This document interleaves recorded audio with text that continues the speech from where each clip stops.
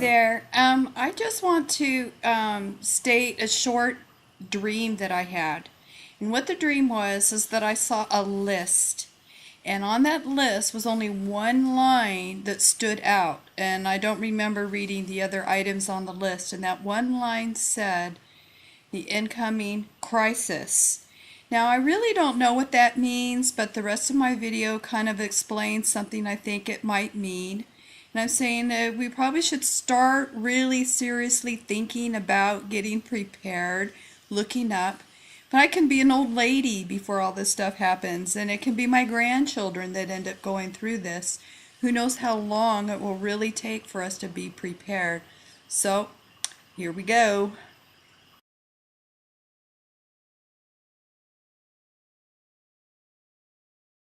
And that was it. So, being the person that I am, I'm like, pray and everything else. And so I was, well, Lord, what does this mean? Now, I know that we have a lot of stuff going on in the world today. So, all I did was I started like going through the news. And so I want to show you just a few of the headlines that I saw this morning. Philippine leader tells Obama to go to hell, says can buy arms from Russia and China. Okay, then I go on, and Baghdad brittles at Turkey military presence, warns of regional war. Okay, and then UK plans to exempt soldiers from European Convention on Human Rights. Okay, so this is just tension building up in the world right now, in all different parts of the world. We have European Union, we have Turkey in the Middle East, we have the Philippines and Asia, Russia and China all kind of banding together against America.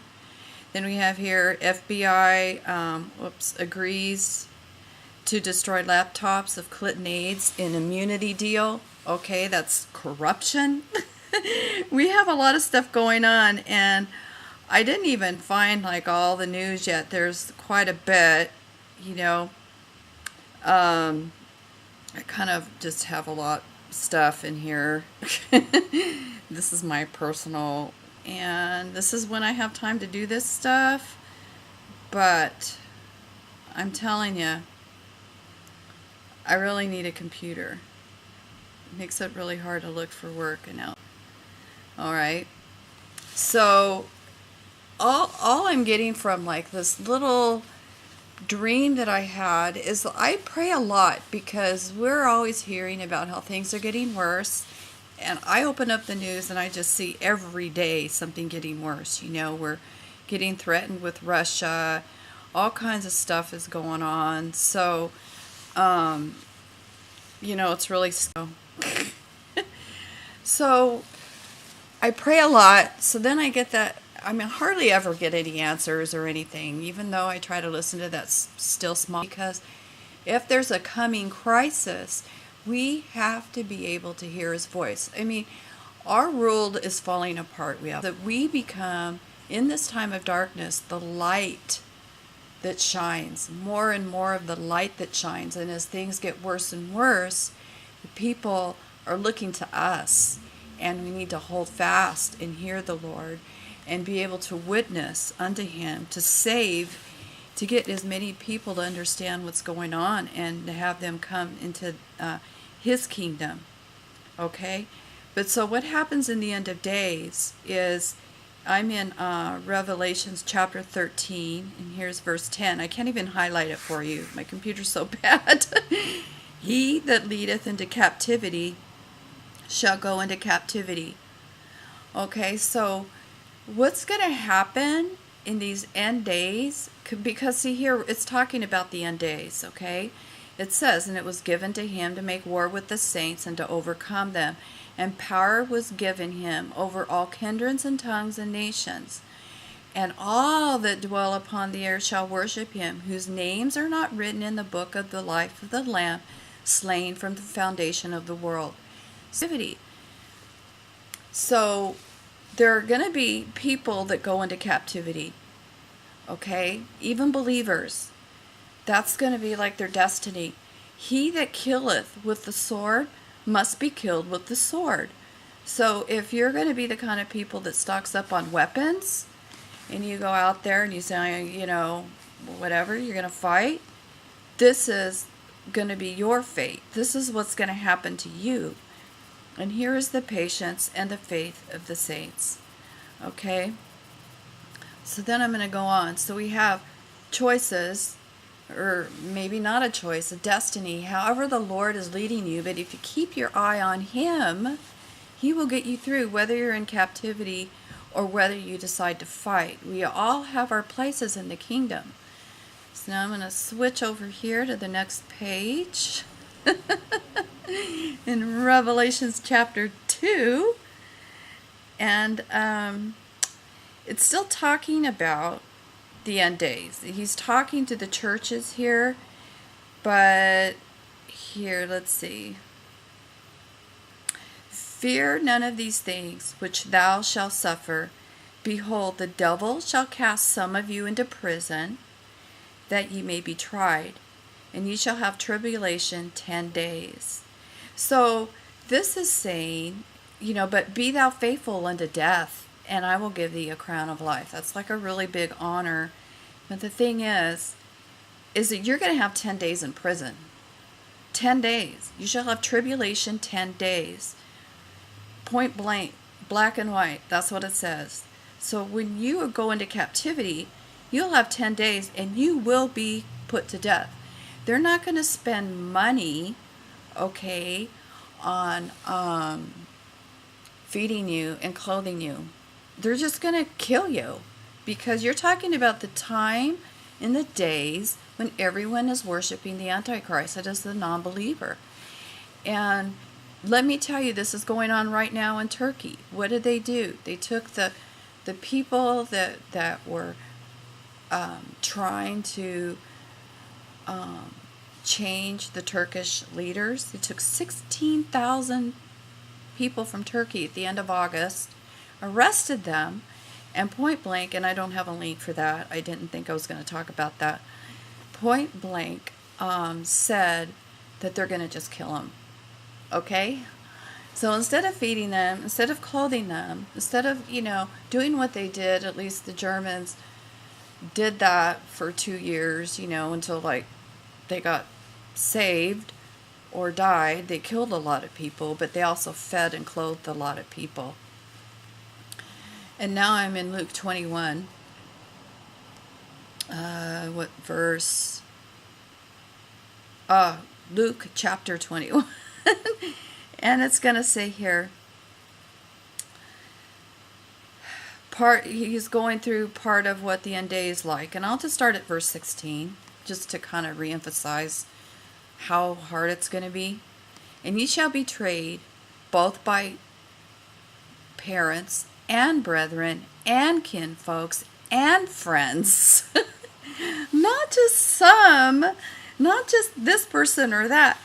You will be betrayed by these people, and some of you shall they cause to be put to death.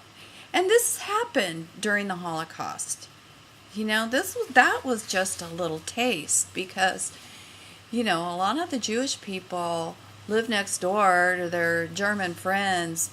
Kids grew up together and went to school, and all of a sudden there was hatred, and those people that they lived with or next to betrayed them. Hey, yeah, they're Jewish. My neighbor's Jewish.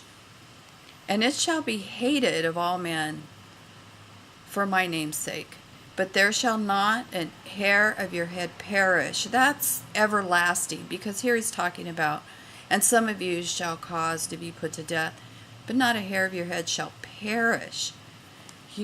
Our bodies is just a vessel. So in your patience possessed your souls. So we will have eternal life, but it will require us to be able to hear God's voice, to be able to be patient, to be able to look up and understand what's going on and hold strong.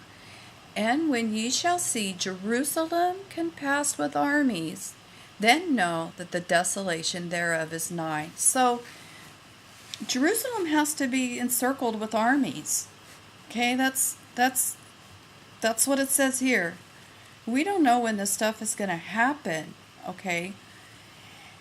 Then let them which are in Judea flee to the mountains, and let them which are in the midst of it depart out. Okay, so do not, and let not them that are in the countries enter. So what he's saying here is there are going to be some people that escape, that really leave the cities, go to the mountains. And a lot of people are preparing for that. It depends on where the Lord has you. You know, you might prepare and flee and go to the mountains, but then still get captured. You know, this is the time when there's destiny, and this is the time when we need, as brethren, to really trust in the Lord and to remember the long-term goal, okay? And that is to bring as many people into the Lord as possible in these end days to Him, and to keep looking up and trusting in Him. But it says here, woe unto them that are with child, and to them that give suck in those days, for there shall be great distress in the land, and wrath upon this people. Okay, so I'm really emphasizing this. It's a lot of us don't want this. Okay, so if we're in that time, we don't want this. I don't want this. I want to be able to cook my dinner, to have a nice warm bed to sleep in, to play with my dog and cat, you know, go out to dinner, have friends over, go to church like every day and everything. And they shall fall by the edge of the sword, and shall be led away captive into all nations. And Jerusalem shall be trodden down with Gentiles until the times of the Gentiles be fulfilled. So those that flee, that can escape into the mountains, they are going to be in those mountains for 3.5 years. That's in the middle of the tribulation period. Okay? So we're going to have like a lot of signs happening. Then this is all going to happen, but it's 3.5 years you're going to be in the wilderness. Don't think it's going to be easy, okay? But the Lord will take care of you, like He did with the people coming out of Egypt. He will take care of you, because you're to be there, and you're to be there till the Lord comes back. It says, and there shall be signs in the sun and the moon and the stars, and upon the earth distress of nations, with perplexity, the sea and the waves roaring. Now we see some of these things, and a lot of people go out and they say, oh, look at this, look at that, look at that. You know, we've had in our history, you know, an ice age, then not an ice age, then an ice age. We've had a lot of things happen. These thousands of years Earth has been here, you know, earthquakes and volcanoes erupting and floods, and you know, I'm not demeaning that. It is happening a lot more, okay? But men's hearts failing them for fear and looking after those things which are coming on the earth, for the powers of the heaven will be shaken. And this is what's happening, I think. You know, we're kind of getting a little nervous, and we're looking and we're watching, okay? And then they shall see the Son of Man coming in the cloud with power and great glory. And when these things come to pass, then look up and lift your heads, for your redemption draweth nigh. So, you know, look up, and lift up your heads. And I just want to encourage you all. It says the coming crisis. I don't know. I really don't know. If anyone has any insight or anything, let me know. Love you.